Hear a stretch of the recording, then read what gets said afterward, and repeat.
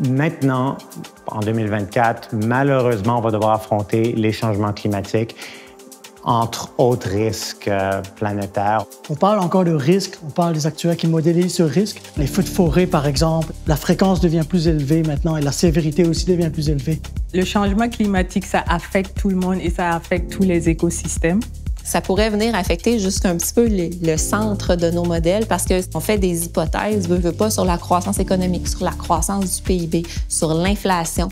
C'est tous des éléments que les changements climatiques pourraient venir affecter.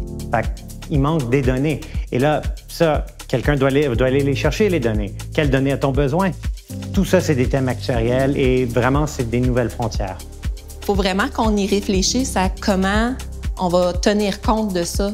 De plus en plus au Canada, il y a certaines places qui sont juste déclarées non assurables à cause du risque. On peut arriver à déterminer, à faire une évaluation du risque pour justement établir des primes justes. C'est bien qu'on puisse au moins utiliser ce levier-là pour le regarder et de développer des modèles, en fait, à ce sujet. Il y a certains qui ont commencé à développer des scénarios climatiques. On dirait qu'il y a une volonté de changement. On dirait qu'il y a une volonté vraiment juste faire un monde meilleur pour tout le monde. En tant qu'actuaire, on a un rôle vraiment important à jouer là-dedans. C'est notre domaine d'expertise, au fond. Puis il faut le donner, cette expertise-là, à la société, puis participer à ce changement-là.